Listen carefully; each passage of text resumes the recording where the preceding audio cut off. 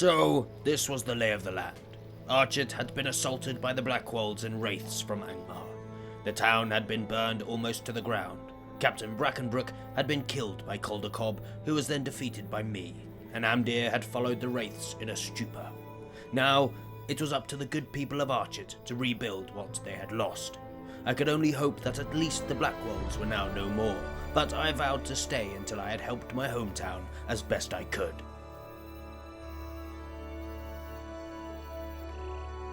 Many people were in need of aid, so I spoke to them all. How can I be of service?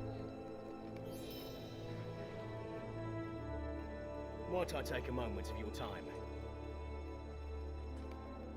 John named me a hero and asked me to bury some of the bodies before they were defiled. Stay a moment. The constable, yes, the very same man who said that the Blackwolds, quote, couldn't raid a squirrel nest, let alone our town, unquote, spoke of an illness amongst the boars, making them more aggressive, and requested I slay some of them. Come and stay a moment. The brave Atli was injured, but fortunately not severely. He suggested I speak to Cal Sprigley about the spiders that had overrun his farm. Greetings. Cal and his farm workers had prepared to fight the Blackwolds, but were ambushed by spiders instead. I promised to bring back his seed bag, strongbox, and father's bow, even if he had little faith in my abilities. Speak with you a moment. Builder Erur encouraged me to try my hand at a craft, but as he was busy repairing the town, informed me of someone in Combe who would help me. I pocketed this information, but stuck to the matters at hand. Stay a moment.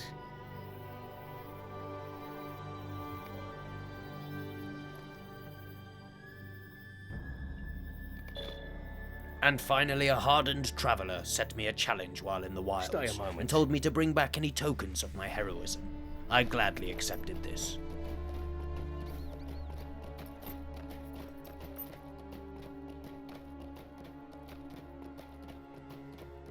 I decided to first head down to the Sprigley farm, burying Dirk Mudbrick and Will Wheatley's bodies on the way, and slaying a necessary amount of the diseased boars. I felt forlorn as I first buried the body of the man who watched over Caldercob with a steely gaze, preventing him from attacking me when his treachery was revealed. I could only imagine that Dirk was the first to fall by the hands of Calder at the beginning of the assault. Fighting the boars proved no small matter, but thankfully the banner bearer who had joined me during the assault had decided to travel with me permanently. I learned that his name was Humphrey Featherhand. He had an aptitude for penmanship, but wished to see the world before creating any great works, and decided I was a strong enough character for him to follow and fight alongside. He was to prove an invaluable asset and a great friend in the long run. But for now, he demonstrated a capability with the sword, and I welcomed his firm hand.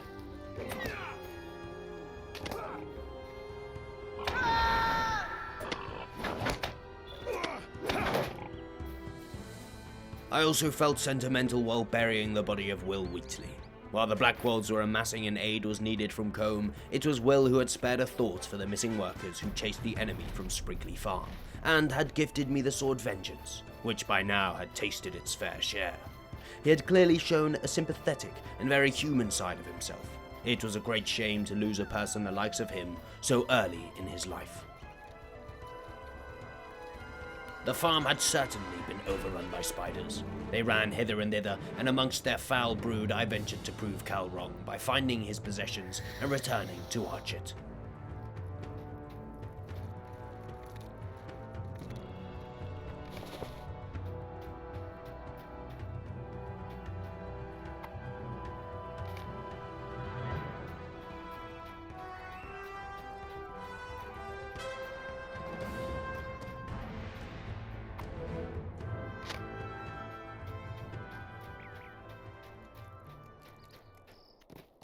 With the items in hand, I headed toward the hunting lodge to bury the final body. I had seen Nate Whisperwood once or twice with John Brackenbrook, but had never spoken to him. Nevertheless, any warrior who stood up to the wretched Blackwolds deserved respect and a proper burial.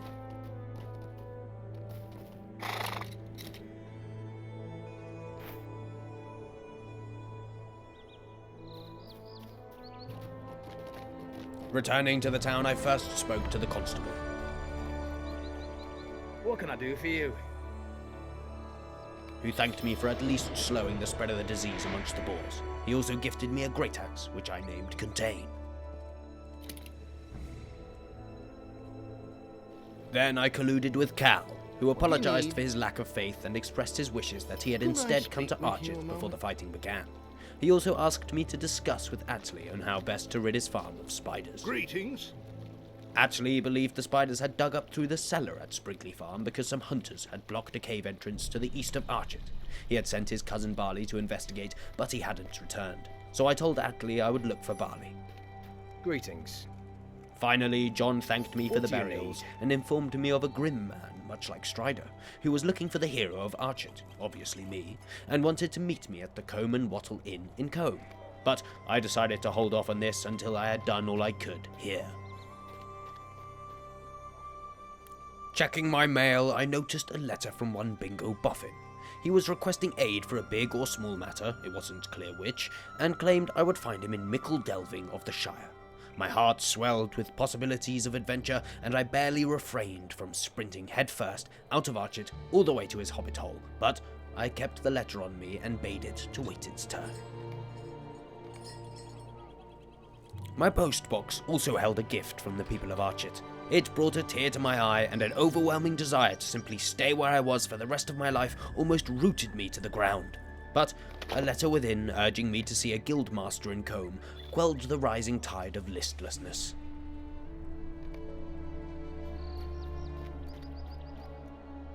Hello, friend. Could you help me with something? On my way out, I noticed Eru. The builder who had stated he was too busy repairing Archit to teach me a trade actually didn't have any of his tools. One of the diseased boars had flipped his cart, and Eru and his son had had to leave his tools while running away to Archit. I was happy to retrieve them, as it meant the rebuilding could commence. Would you do something for me? And as I was finally leaving the town to start helping those who had requested my aid, Edward Carver hailed me on the road. He recommended I speak to his brother to learn a crafter's profession.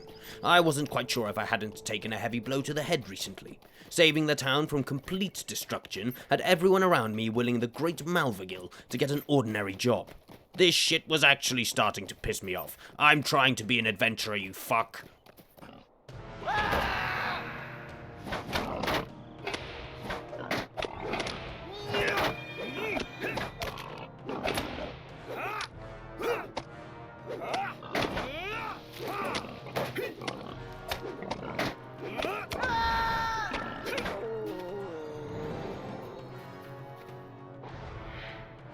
The boar proved no great difficulty, and I retrieved Eru's toolbox.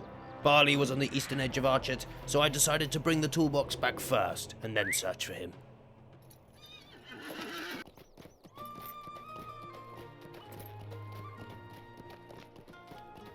What can I do for you? Can I speak with you a moment?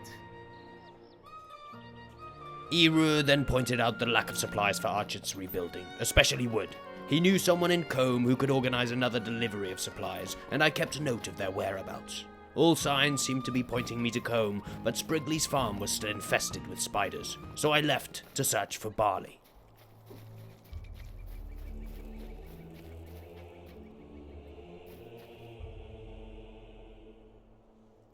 Alas, I found out the reason why it was Atli who had the moniker of Spiderbane and not Barley. The spiders had got to him before I could. Fortunately, I found notes on his person reporting that the spiders had pushed the boulder clear of the cave mouth. He mentioned that they were wrapping everything up into cocoons, so before returning to Atli, I decided to see if I could find the rest of Barley's journal.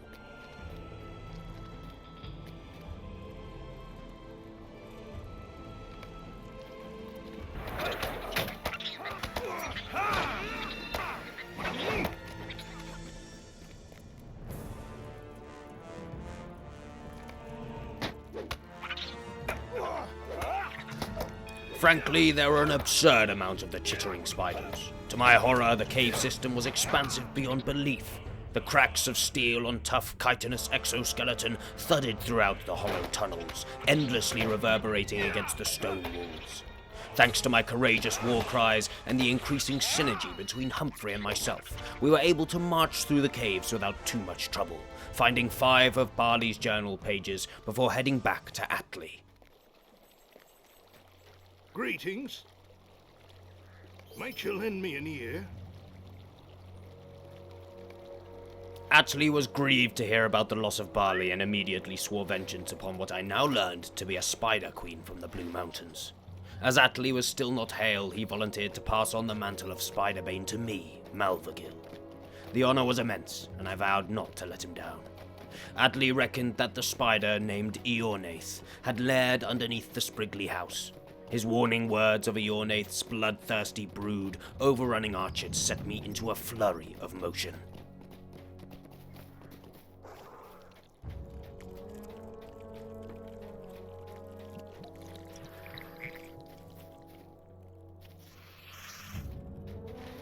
The situation underneath the farm was much the same as it had been while looking for the journal pages, so I shall not delve deeper into such a monotonous tale.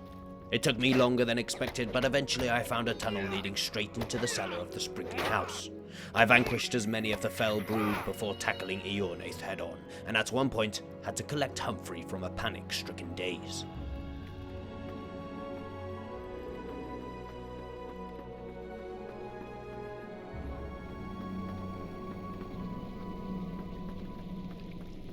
Before we knew it, we were face to face with the grotesque creature.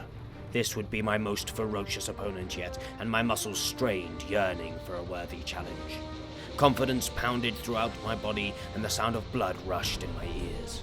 My hands, clammy with sweat, tightened around the handle of Contain, and a smirk played across my lips at the aptitude of its name. A deep breath purged me of all my nerves, and a primal roar forced itself free of my throat. This was the day Archet's safety would be secured.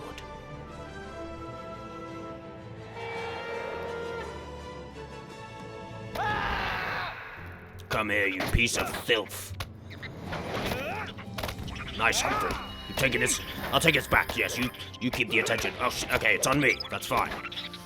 Yes, strike. Yes, I take your brood out. Okay. This is good. Right, I feel like I'm not really doing much here. Okay. Yes, nice. What the fuck is this now? Okay, fine. Right, you wanna... I'll just get out of that. Why is it fine? Humphrey, why is... Nothing's doing anything. Humphrey, I drink this... Oh, fuck. Oh, fuck, that hurts. Humphrey, I need you to get this thing off me. I just need... Give me a second. Humphrey! Humphrey!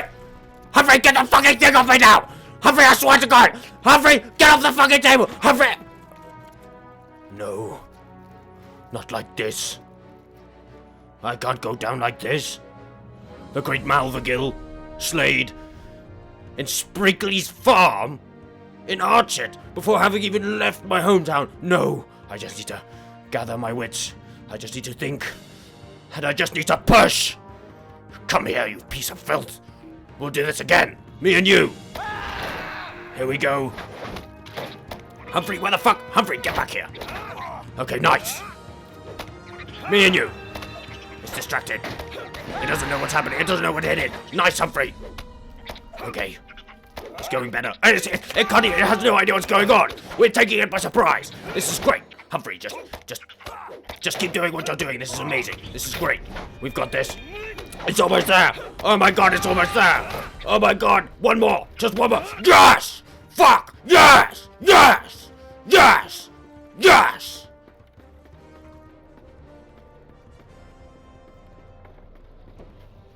The fight was surprisingly easy. Humphrey and I proved to be an immaculate team, and we worked with unparalleled efficiency and elegance. Taking the beast's head, we returned to Attley in Archet.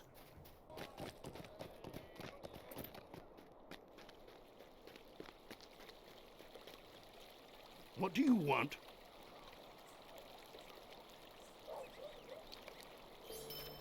Argonath had apparently been the seed of some faceless foe that Attley named the Dreadweaver. Perhaps a creature with such mystique and renown would have proved to be more of a fitting challenge to the exceedingly powerful duo of Humphrey and I. Attley thanked me and gifted me a helmet that made more of a flattering impression. On top of that, I had earned Attley's friendship, a gift without equal. Now there was truly nothing still to do in Archet. I took one last look at the only place I had ever known and strode forth. All signs had been pointing to the village of Combe. The grim man waiting for me at the Combe and Wattle Inn, the supplies needed for the rebuilding here, and not to mention the suffocating pressure to get a job all pushed me on. I reflected on all that had played out in the last few days. The name Malvagil had been made through bold deeds and confident action. Now all there was to do was spread it. Archet was one of many towns, villages, cities, and wilds. Galadriel's dream never escaped my mind, and I knew many of these places would be in dire need of aid. I had her confidence, and more importantly, I had built my own. The foundation for the greatest adventure known to be was set, and only excellence was yet to come. Struth, I really hoped the spider was just a blip.